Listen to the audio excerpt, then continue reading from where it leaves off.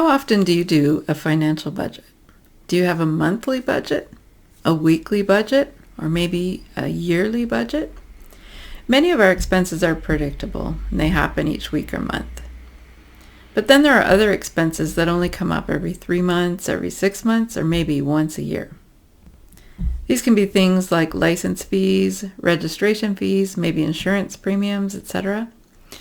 And if you don't think about them ahead of time and regularly set aside money for them, you can find yourself panicking when all of a sudden they come due, especially if several of these periodic expenses come due at the same time. Well, budgeting our time is no different. We have routine tasks that we do each day, each week, or each month. But we also have other tasks and projects that are due periodically, or maybe at random times throughout the year.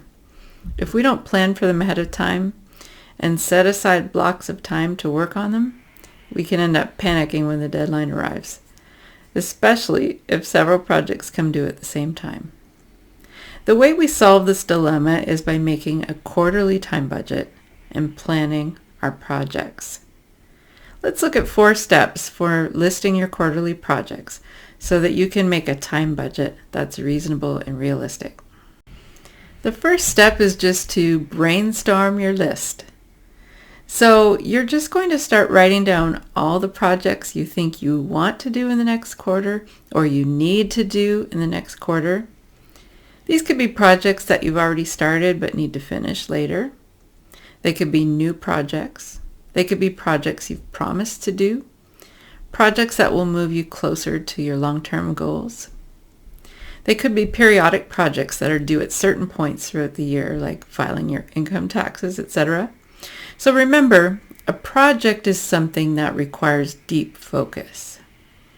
And we are going to set aside time in each of our work days to focus on these projects. You can do your routine tasks and small items outside of your project time blocks. So to brainstorm this list, you can go through your computer, notes, emails, any kind of place where you tend to keep track of projects. You're going to need to gather all the information that will be useful in making the project list as complete as possible. You could go through your calendar as well and look for any notes there that mention deadlines. For the time being, don't worry about whether you can get it all done this quarter or not. You're just going to focus on making a comprehensive list. You don't want to forget anything. And even if some of those things don't end up making it to this quarter's project list in the final list, it's going to help you plan your time for future quarters as well, because you already have that information written down in a list. So in this first step, you're brainstorming your list, and you could do that on paper, you could do it on a computer, you could do it in a spreadsheet, a chart, whatever works the best for you. You could use a whiteboard if you want to write it on a whiteboard on the wall or something like that. Just a way that you could start brainstorming your list and get all that information together. And then we will move on to step 2. And in step 2, we're going to divide projects by role. So if you're using a whiteboard or something like this, make sure you've got space to organize the information. And if you're doing it on paper, have plenty of paper available. On the computer, it's easy enough to expand it. So you're going to want to assign each project to a role. In previous videos, we've talked about identifying up to 5 roles within your work and color coding them. And that just simplifies filing and planning.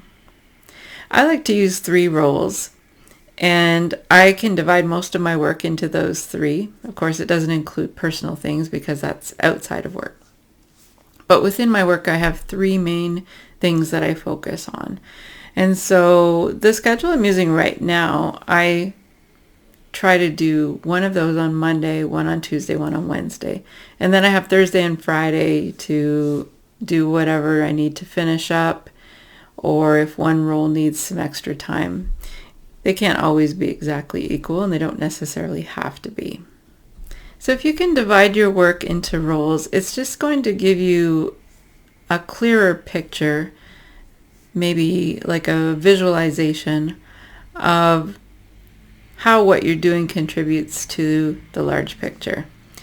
And so what you want to do is use this approach. Maybe when you start brainstorming your list, it might make it easier to remember things if on a sheet of paper on your computer you write your roles first and then you start putting the projects underneath them in a list.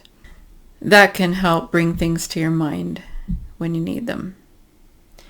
Now, if you have time tracking data from previous quarters, you can also take a look at that, and it will remind you about projects you've done in the past that are going to come up again, maybe regular projects that come up every few months or so. It can also be a good idea to keep a master list of projects that are due at certain times of the year, and that way you're not ever going to forget or miss a deadline, or maybe forget to plan or set aside time for them. So when we're talking about roles, you might have a goal in mind about what percentage of your time you want to spend in each role. So as you're planning your projects for the quarter, you can keep that in mind.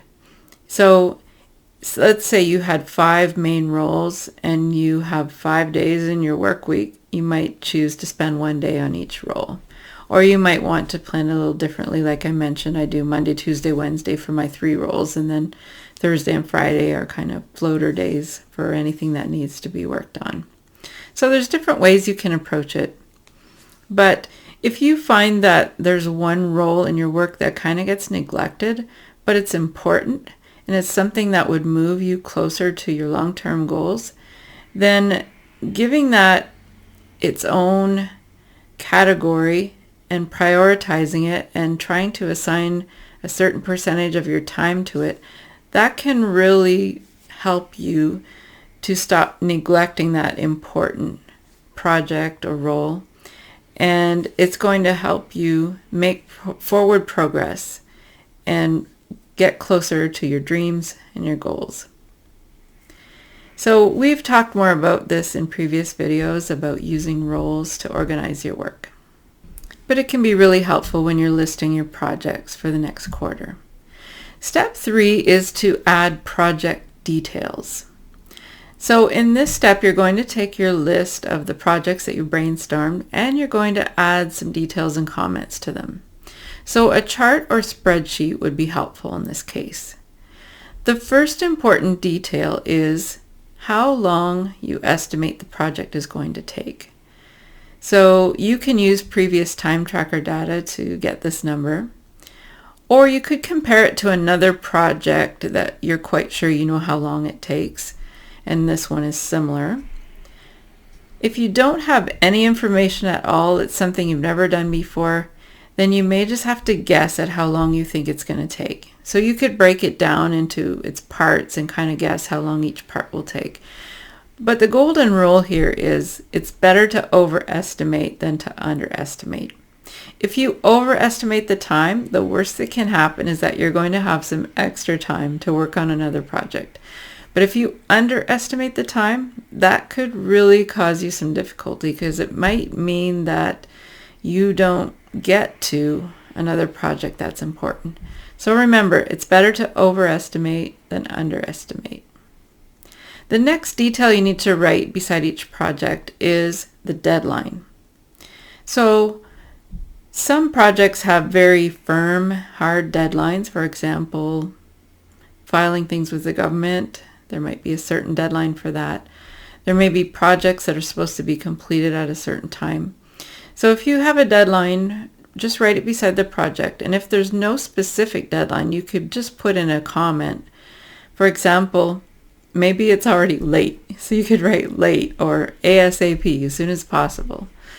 Or if it's a project that you tend to keep putting off and you know you need to really dedicate time to it soon, you could just put important or soon or something like that.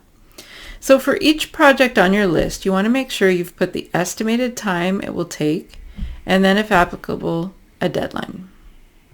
Or a comment instead of the deadline if there's no specific time it has to be done. So now we've arrived at step 4, which is to prioritize your projects. This is the final step of listing your quarterly projects. Now, one obvious way to prioritize them is by deadline. But as we already mentioned, there are important projects that don't have a specific deadline, but if you want to reach your goals, you're going to have to do them. So you don't want them to get buried at the bottom of the list. So what you can do is start prioritizing your projects, and you should probably do this underneath your roles. So if you have your projects organized under the various role that they pertain to, then for each role you're going to make a priority list. So you'll list the projects for that role from highest to lowest priority. And remember, each project is going to have the estimated time it will take beside it and the deadline if applicable. So you're going to use this information in the next phase, which we'll cover in the next video, which will be called Balance Your Time Budget, your quarterly time budget. So far, you haven't yet decided which projects you're going to have time to do this quarter. You've just made a list and prioritized it. So when we get to the next phase, you're going to use information about your work days and your work hours in the quarter, along with this list of projects in order of priority. And that's going to help you decide which projects you're going to have time to complete in the next quarter. Again, this is a very intentional, realistic look, just like we would do with our money. What can we realistically accomplish with our time in the next quarter? So we've looked at 4 steps for listing your quarterly projects so that you can make a quarterly time budget. Brainstorm your list, divide projects by role, add project details, and then prioritize your projects. So I have a question for you. Do you find it easy or difficult to prioritize your projects? Feel free to comment below. Do you find it easy or difficult to prioritize your projects? Be sure to get your free quarterly time budget by clicking the link below in the comments, and stay tuned for more videos in this series about quarterly time budgeting.